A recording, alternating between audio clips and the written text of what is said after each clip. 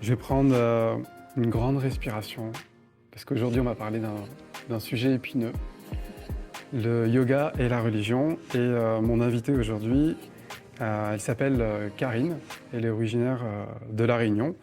Et je vais la laisser se présenter. Bonjour Karine. Bonjour Cyril, merci pour ton invitation. Alors, je suis Karine Souprayen-Ramaille, je suis originaire de Sainte-Marie de La Réunion. Et en quittant La Réunion à mes 20 ans, j'ai fait ma vie professionnelle en métropole où j'ai rencontré mon mari qui est Zoreille. Et donc maintenant, je m'appelle Karine Foissard. Voilà. Euh, En quoi c'est important de préciser ça dès le début? Dès le début, parce que je n'ai pas renié mes origines, ça c'est très important. Et puis, surtout, il y a une certaine réticence quand on est malbaraise et qu'on se marie avec un oreille. Et puis, les gens, ils ont tendance à nous mettre un peu de côté, même s'il y a une certaine tolérance à La Réunion et que le métissage est bien présent. Il n'empêche que dans le regard des personnes que l'on croise, ils vont souvent nous regarder, nous, ensuite regarder le partenaire et après les enfants si on en a. Et puis alors soit ils se réjouissent du beau métissage qu'il y a, ou soit il y a une certaine réticence. D'accord. Donc en gros, tu as une sorte de validation à 50%, quoi. Allez, un peu plus de Un peu 50%, plus de 70. 50%, 70? Ok, d'accord. Ok. Par rapport au yoga et à la religion, Mhm. toi, t'enseignes quel type de yoga et pourquoi ça n'a rien à voir avec quelque chose de religieux? Alors, j'ai fait une formation de Hatha Yoga auprès de la Fédération française de Hatha Yoga en Alsace. C'est une formation qui a duré sur 4 ans. Et dès le départ, alors je ne sais pas si c'est le fait qu'on était basé dans l'Est de la France, on avait été très sensibilisés sur les dérives sectaires dans le yoga. Et on nous avait, donc nos professeurs nous avaient mentionné qu'il fallait quand même faire attention, parce que donc, à l'époque dans l'Est, il y avait eu effectivement un groupe sectaire qui s'appelait le Temple solaire ou le Temple du Soleil, quelque chose comme ça.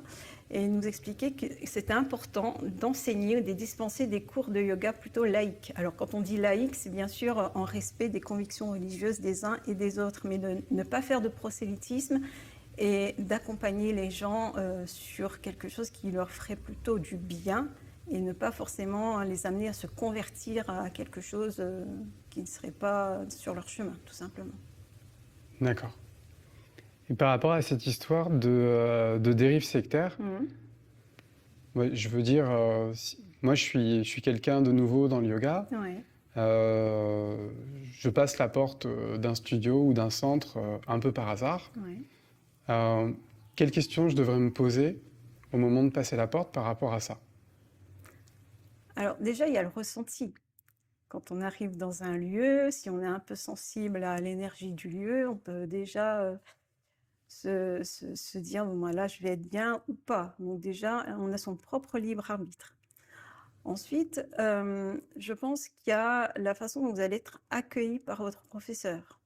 Ça aussi, c'est important également, qui vous explique en quoi son cours va, en quoi son cours va vous apporter quelque chose d'important, d'utile pour vous, pas.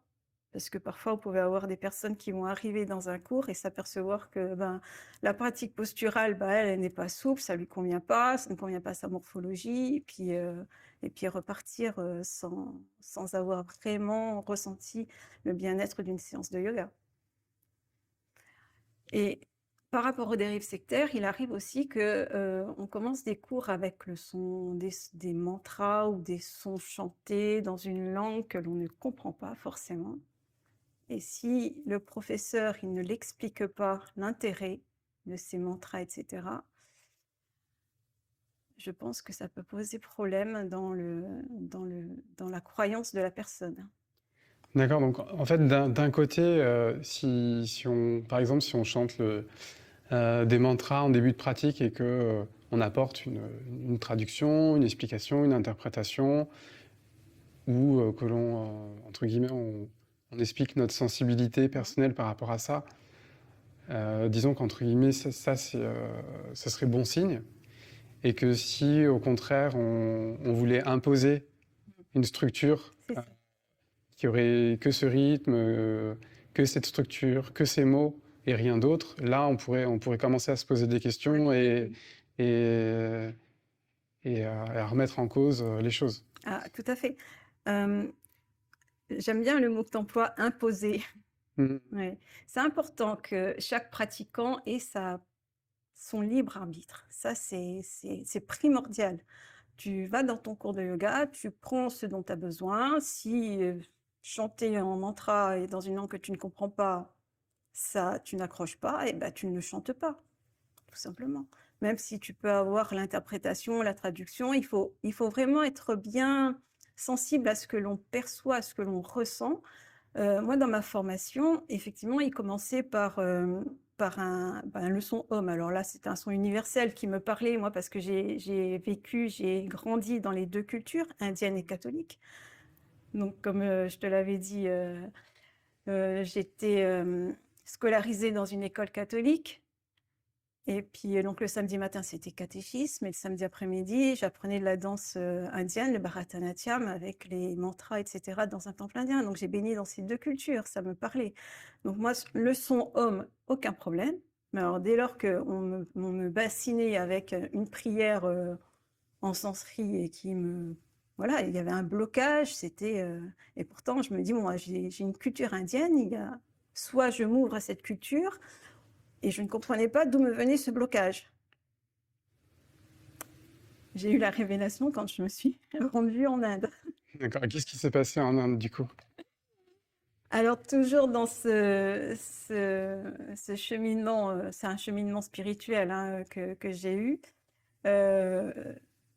J'ai voulu déjà aller sur la terre de mes aïeux, puisque j'ai des origines malbares.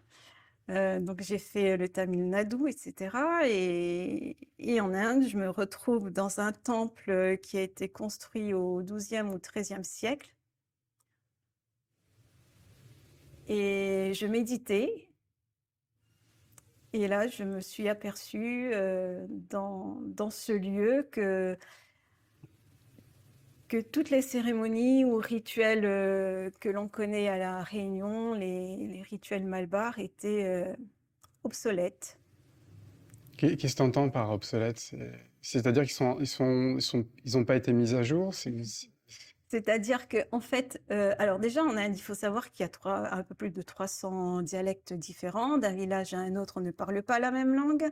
Il y a plus de 300 divinités hindoues. Et il m'a été montré en fait que lorsque mes ancêtres se sont retrouvés sur un bateau pour traverser l'océan Indien, il y a eu un mélange déjà de populations avec des dialectes différents. Donc ils ont rapporté chacun la part de leurs croyances.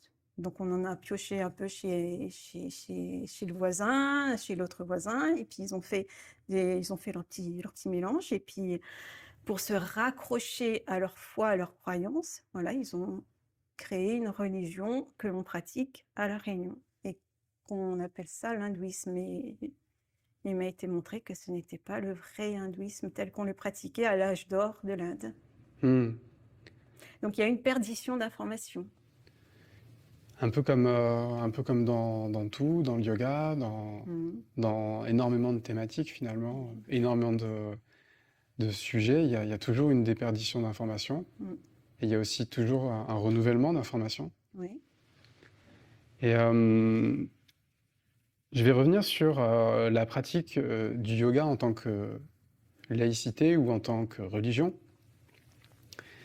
On se rend bien compte quand même que le Parlement indien, quand il en parle au monde entier, il parle bien d'un yoga laïque, thérapeutique, qui peut aider l'humanité. Et on peut se rappeler aussi de ces yogis, les premiers yogis, Yogananda, tous ces premiers yogis qui sont allés en Inde, qui sont allés aux États-Unis au début du siècle.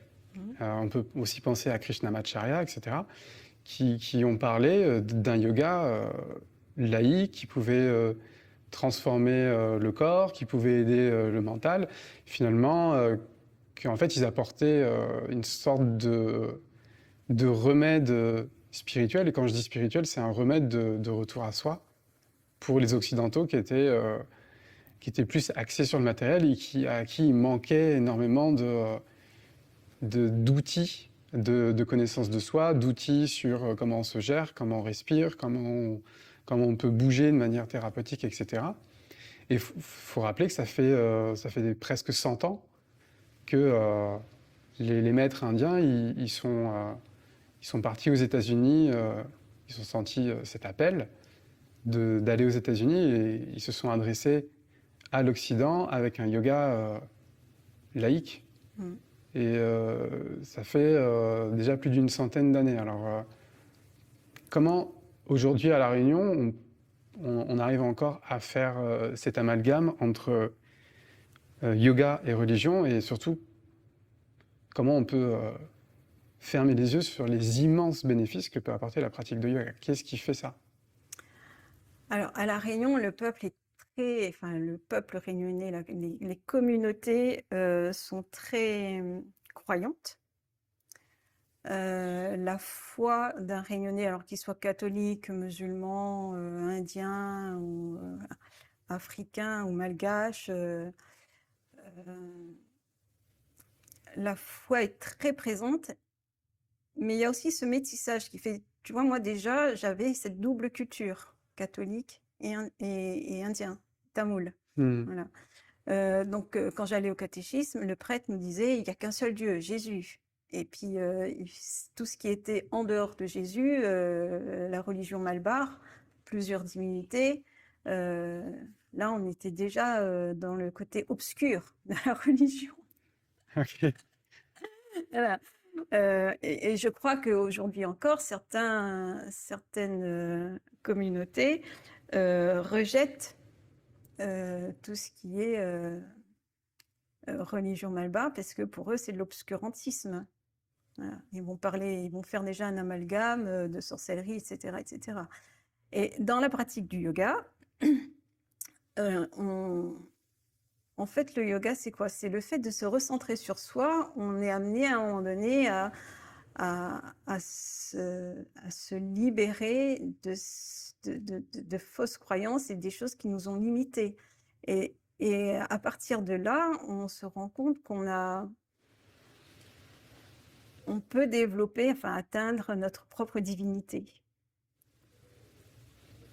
Notre propre divinité, dans le sens, si on veut faire le parallèle avec des phrases de la Bible, on peut retrouver dans la Bible « le royaume des cieux est en vous ». Et c'est vrai qu'avec le yoga, ça va nous aider juste à comprendre ce genre de phrases.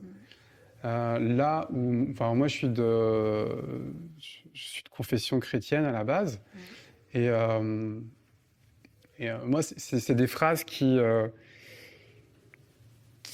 n'avaient pas vraiment de saveur ou d'intensité, dans le sens où je les comprenais uniquement par l'intellect, mais je les ressentais pas en moi, je comprenais pas ou je réalisais pas ce que ça pouvait vouloir dire.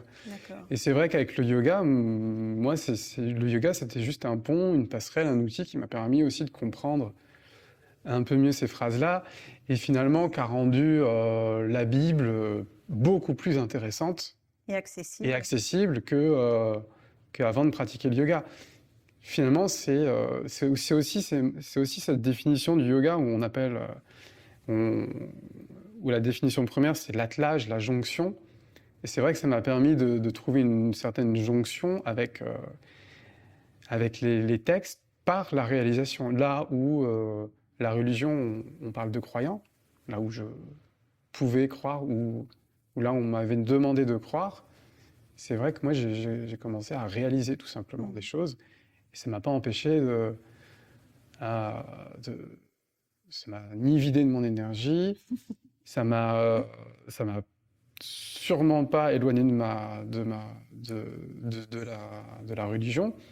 Ça m'a permis juste de mieux la comprendre. Au contraire, ça m'a plus rapproché. Et donc par rapport à ça,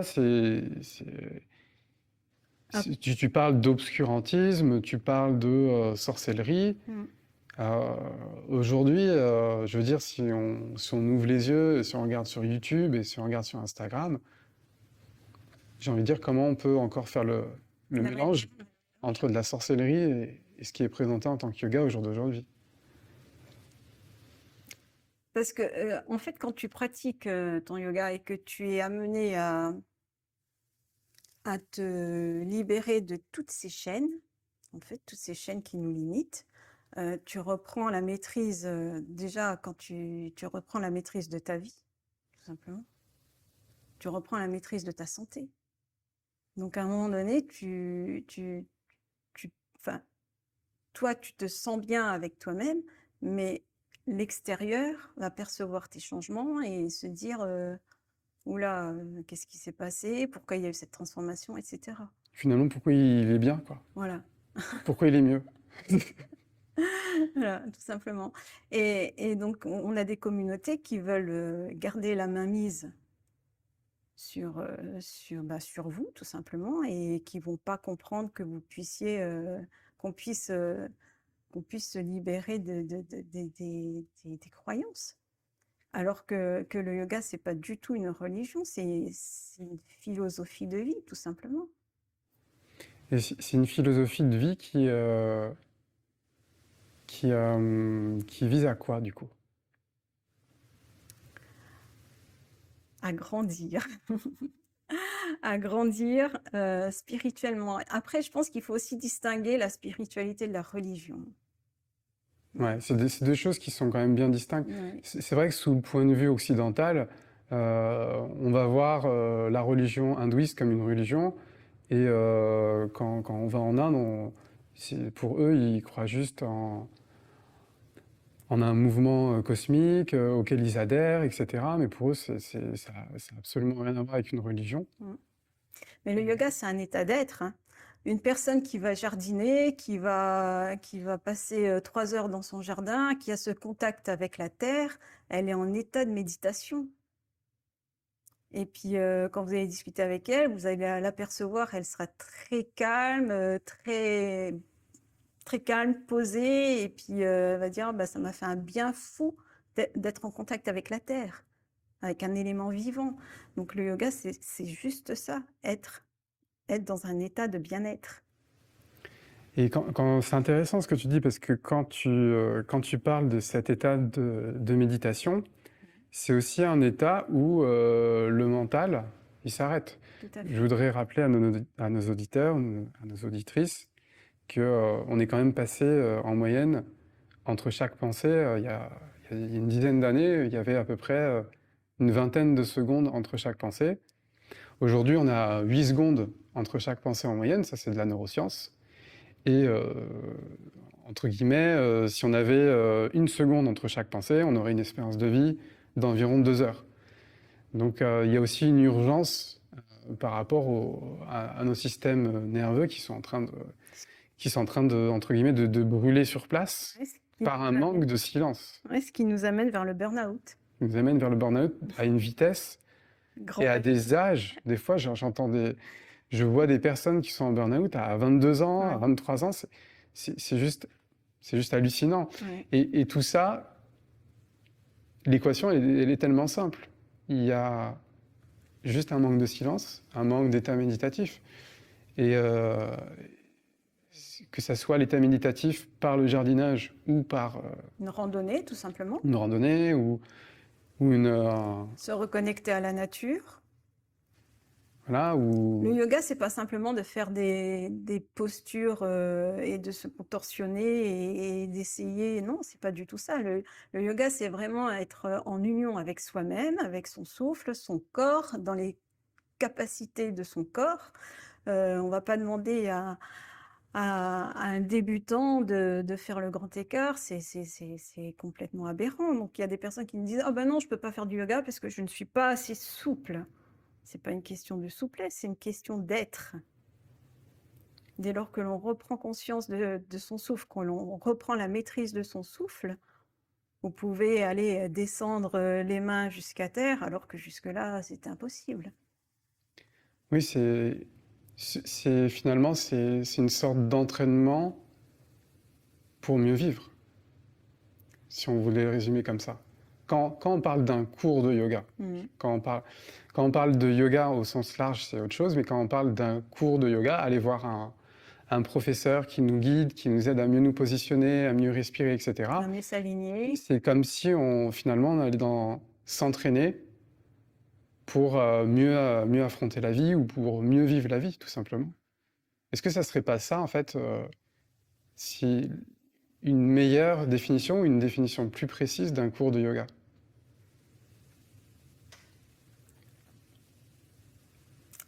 Alors, oui. J'ai envie de te dire un grand oui. Mais le problème, c'est que les gens ont tellement d'a priori sur le yoga qu'ils n'osent pas franchir les portes d'un studio ou d'un cours de yoga. Et du coup, ils passent à côté de quelque chose qui pourrait être plus que bénéfique pour leur santé. Donc moi, ma question, c'est comment est-ce qu'on peut les amener à transcender, à mettre de côté tous les préjugés que l'on peut avoir sur le yoga, tel qu'il est pratiqué à La Réunion. Et je vais rebondir sur ces préjugés. C'est sûr que si les cours de yoga à La Réunion étaient juste des cérémonies religieuses dans toute l'île, on pourrait comprendre qu'il y ait des préjugés qui soient ainsi. Ce qui est plus difficile à comprendre, c'est quand on voit les cours de yoga sur la plage, les cours de yoga ultra sportifs, les cours de yoga ultra dynamiques, les cours de yoga où limite ça va dans l'intensité, ou des cours de yoga où c'est juste des pratiques type sophrologie, type respiration, qui se rapprochent un peu de tout ça. C'est quand même des pratiques qui sont assez présentes sur l'île et c'est un petit peu, je veux dire, ça commence presque à sauter aux yeux que ça n'a rien à voir avec... Alors, il faut de tout, hein. Il faut de tout pour faire un monde. Ouais. C'est très bien hein, qu'il y ait différentes formes de yoga, c'est très bien. Ça permet justement à chaque personne de s'y retrouver. Vous avez une personne, enfin, si tu as une personne qui a un tempérament de feu, il va plutôt s'orienter vers un vinyasa, un yoga dynamique. Une personne qui a un tempérament plutôt calme et qui a mal aux articulations, etc., ça va être plutôt un yin yoga, un yoga beaucoup plus doux. Donc c'est bien d'avoir...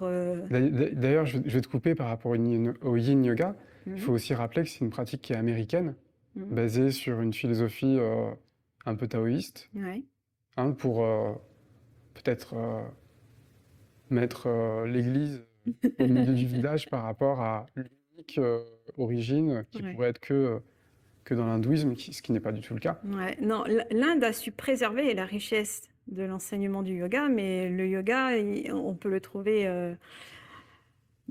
Enfin, il remonte à des anciennes civilisations. On le retrouve alors sous différents noms, aussi bien en Égypte qu'au Tibet. On parle aussi du yoga tibétain d'ailleurs. Après, c'est vrai que les postures, elles se distinguent avec quelques petits points de détail subtils, mais le yoga a ses origines vraiment dans des très très anciennes civilisations. Et on ne peut pas dire que ça appartient à l'Inde. Ça, c'est aussi une information erronée. Il faut rappeler aussi que voilà, on se retrouve au début du 19e siècle et il va y avoir une énorme influence de l'Occident, de la gym occidentale notamment, mais aussi de certaines pratiques de contorsionnisme, calisthénique, etc., qui vont imprégner les postures de yoga. Il va y avoir un espèce d'échange de ping-pong permanent, ce qui fait qu'on va se retrouver avec une pratique qui est juste issue d'un métissage, ce qui donne aussi une diversité de pratiques importante. Il faut rappeler aussi qu'il n'y a pas un yoga, qu'il n'y y en aura jamais un seul. Et c'est aussi pour cela qu'on a des professeurs qui vont adapter les postures selon les morphologies des élèves.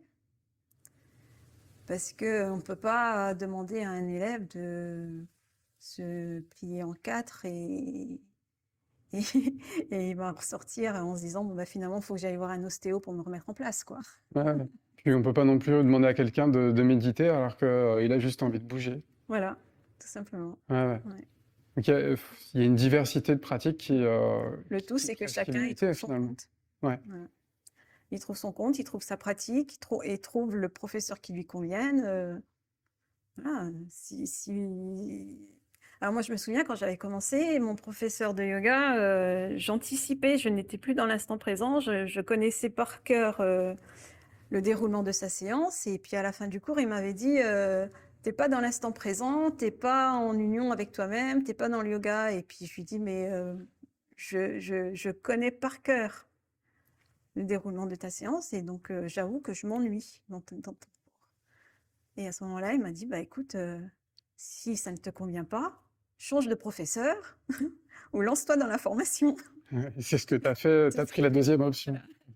Donc gratitude à lui parce que ça m'a permis de devenir enseignante. Mais voilà, donc chacun peut essayer, tester et puis voir ce qui lui convient le mieux. Je voudrais revenir sur l'histoire du yoga. L'histoire du yoga, elle est intéressante dans le sens où, à la base, d'accord, il y avait pas de posture, il n'y avait pas de respiration, il y avait juste une envie de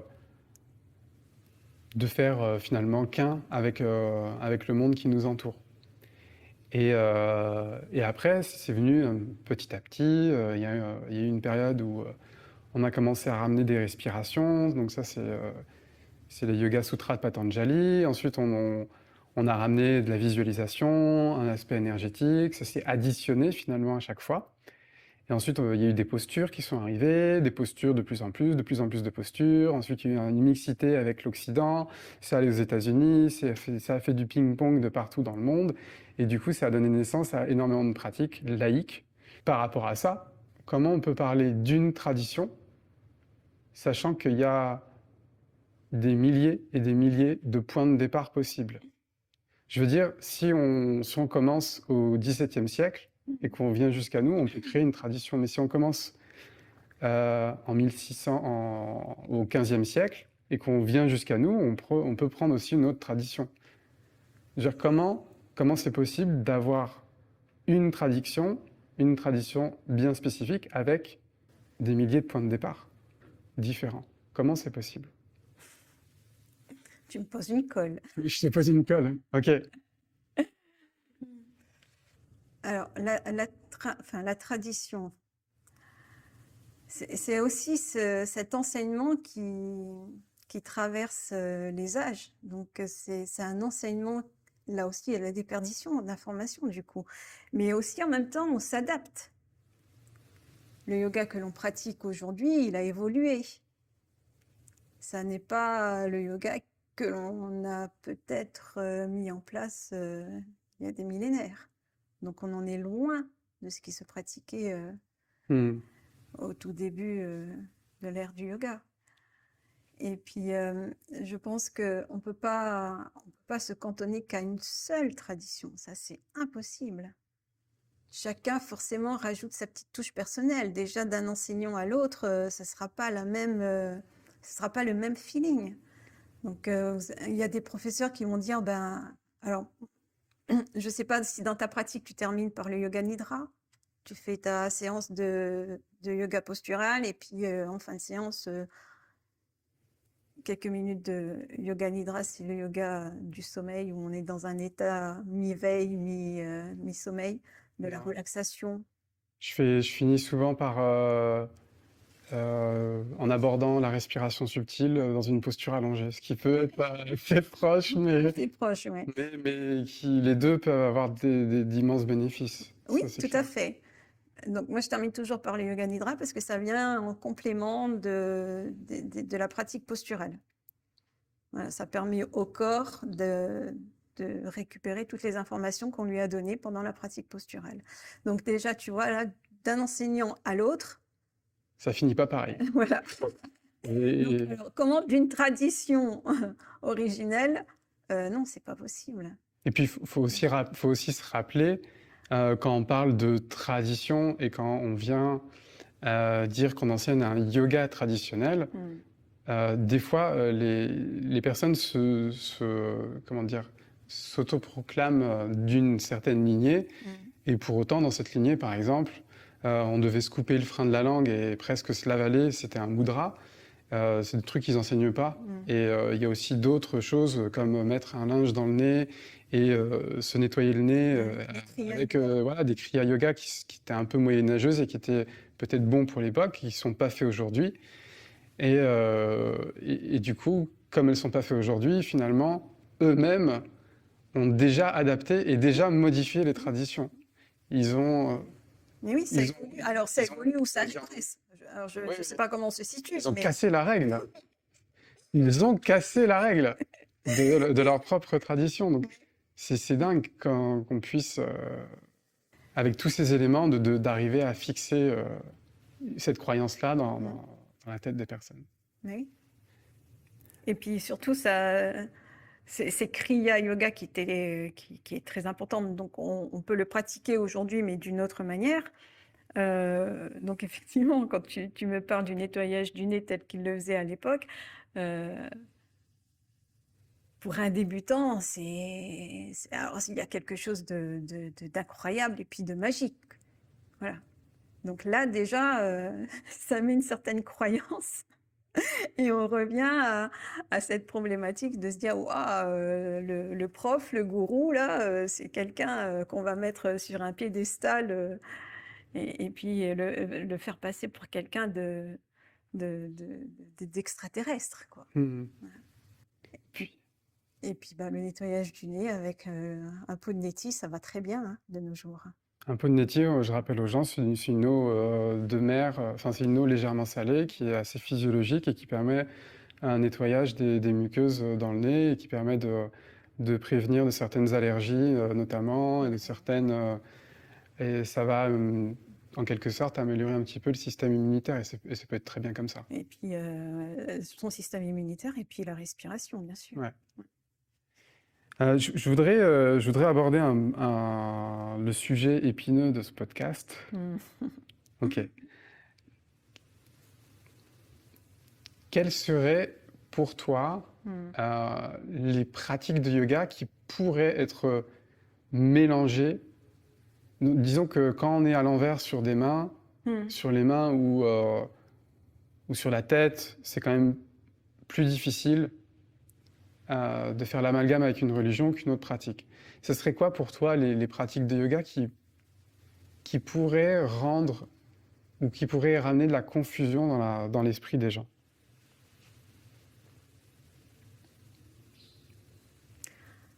Alors moi je trouve que le lieu où on va pratiquer est très important. Voilà.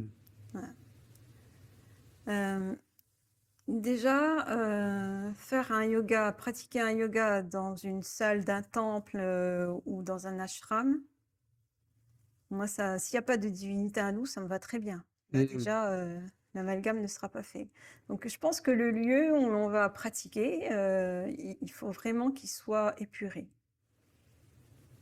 Ça, ce serait la première chose. La deuxième chose, après, comme je te l'ai dit, il en faut pour tout le monde. Donc, certains vont trouver un bien-être dans ce qu'on appelle le bhakti yoga, le yoga de la dévotion, avec la répétition des mantras et des chants indiens, etc. D'autres, ça va leur hérisser les poils, ce genre de yoga, et vont préférer peut-être une pratique posturale, donc le hatha yoga. Chacun doit trouver ce qui lui conviendra. Après, on ne peut pas imposer. Voilà, il ne faut surtout pas imposer.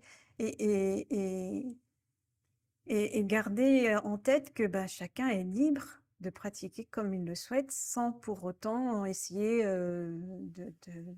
d'influencer ou de convertir. Par rapport au mantra, j'aimerais revenir un peu dessus. On connaît tous le mot qui s'appelle homonyme. Mhm. Et il y a quand même plusieurs définitions du mot mantra. C'est-à-dire que si on prend le mot sous l'angle du sanskrit, ça va avoir une définition. Voilà, dans certaines pensées occidentales, on parle d'un mantra, mais en fait, on parle finalement d'une autosuggestion. Et il y a aussi des mantras qui sont chantés en sanskrit, des mantras qui sont chantés en thaï. J'ai fait une formation de massage thaï, ils chantaient des mantras en thaï.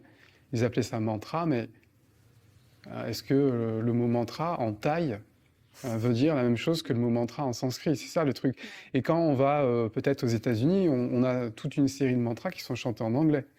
Il y a aussi la définition thérapeutique que je voudrais rappeler à nos auditeurs du mantra, qui est le fait de trouver, par exemple, un mantra qui nous correspondrait, qui correspondrait à un état d'être, la paix, la sérénité, la complétude, la joie, le bonheur, l'amour, et de le répéter d'une certaine manière par rapport à son univers, et de se fondre dans cette répétition, dans le japa.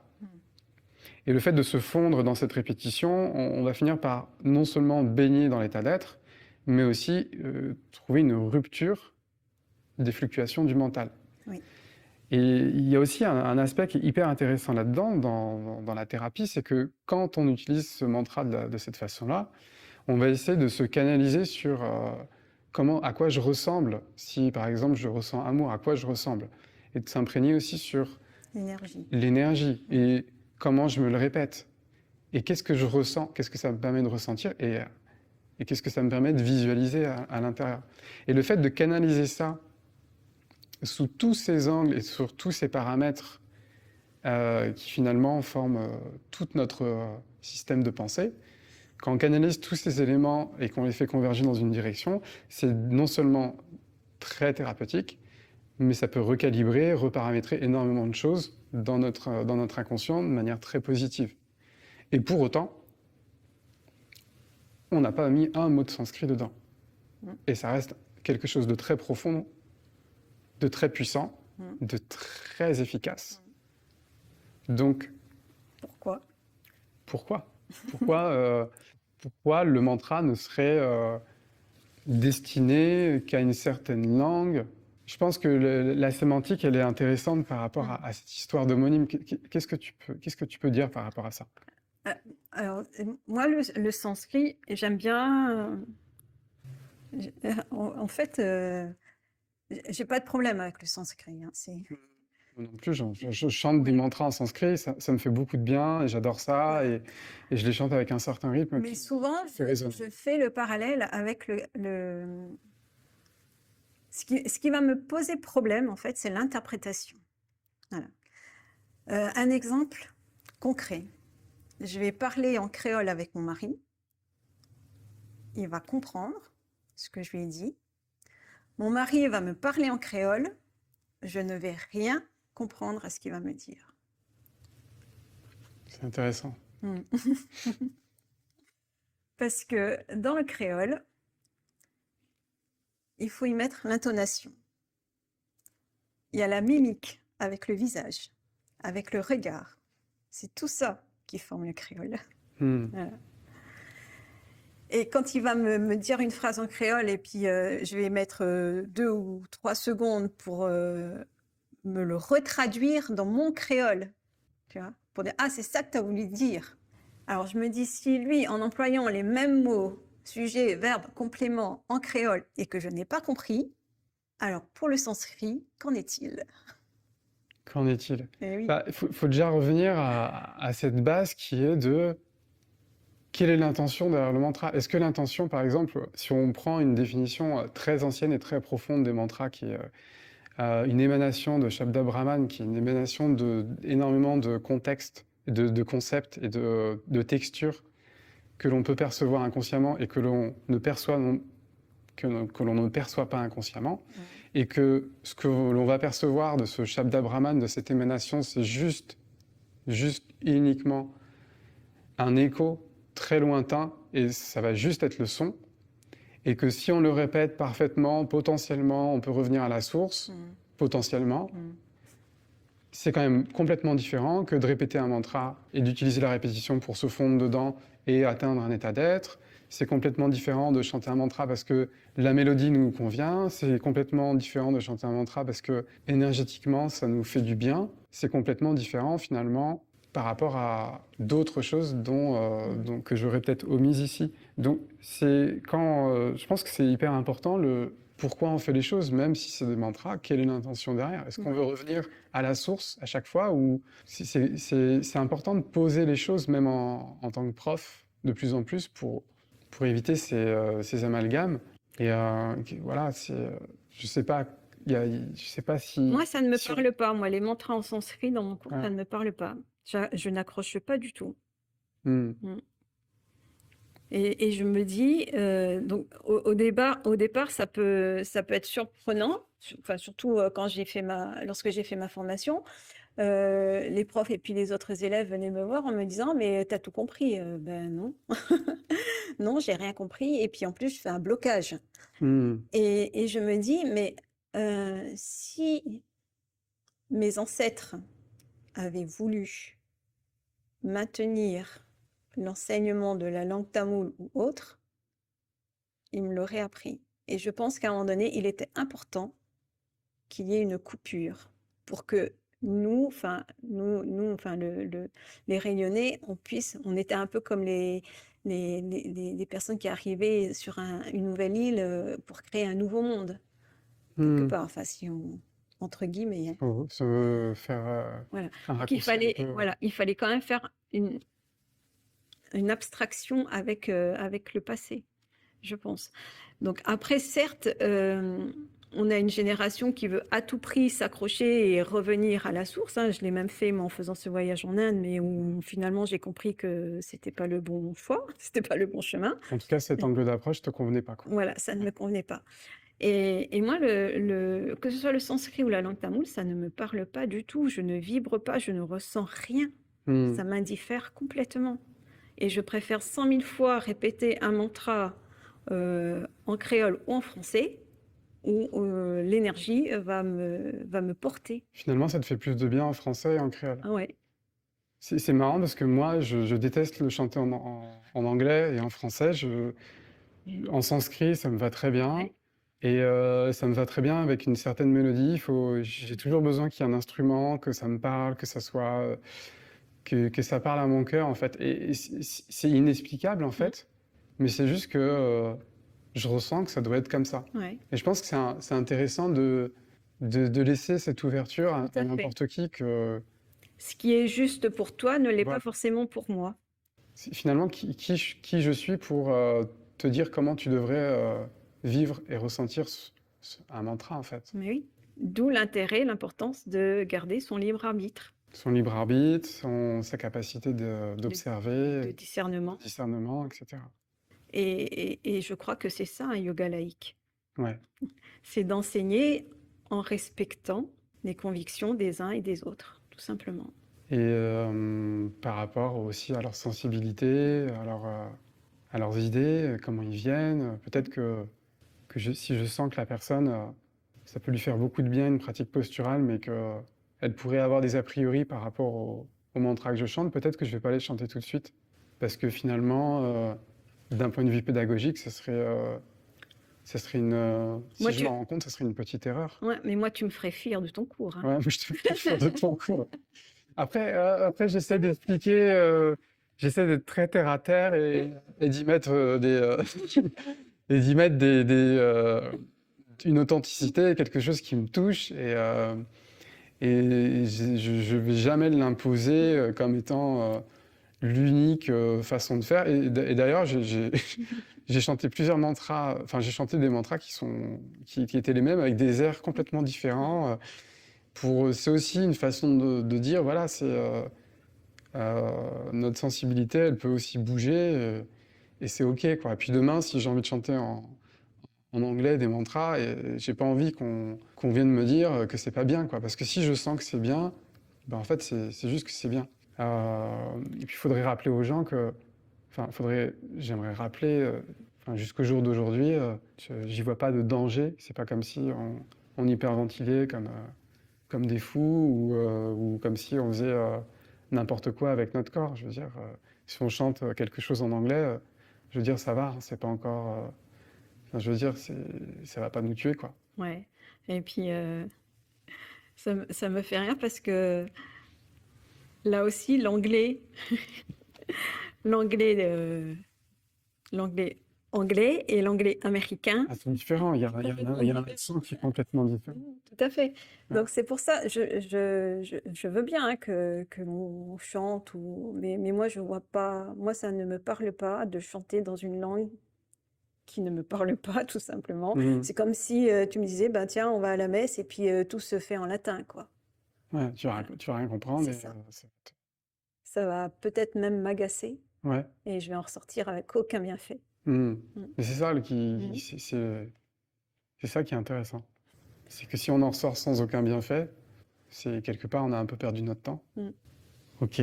On arrive à la fin de ce podcast et qu'est-ce que tu pourrais, si je te demandais de te placer dans l'espace du cœur, qu'est-ce que tu aimerais dire aux Réunionnais par rapport à tout ça? Qu'il faut aborder le yoga non pas comme une religion, qu'il faut vraiment avoir une ouverture d'esprit par rapport à la pratique de quelque chose qui pourrait leur ouvrir plein d'opportunités. Et surtout d'aborder le yoga comme, alors j'ai pas envie de dire thérapie, mais vraiment comme un outil qui va vous amener vers un état de bien-être et de reprendre en main les rênes de votre santé. Voilà, tout simplement. C'est si simple. Mais oui. Merci à toi, Karine. Merci à toi, Cyril. Et si vous avez aimé ce podcast, surtout, partagez-le. Mettez des commentaires pour qu'il puisse avoir un impact, de la visibilité pour aider non seulement tous les professeurs de cette île, mais pour aider de manière positive la société réunionnaise, pour améliorer aussi tout ce qui est de l'ordre des troubles musculo-squelettiques, sur la gestion du stress, sur l'anxiété. C'est hyper important que si ce podcast vous touche, vous fassiez l'effort de le partager au plus grand nombre, parce que c'est quelque chose qui pourrait vraiment être utile.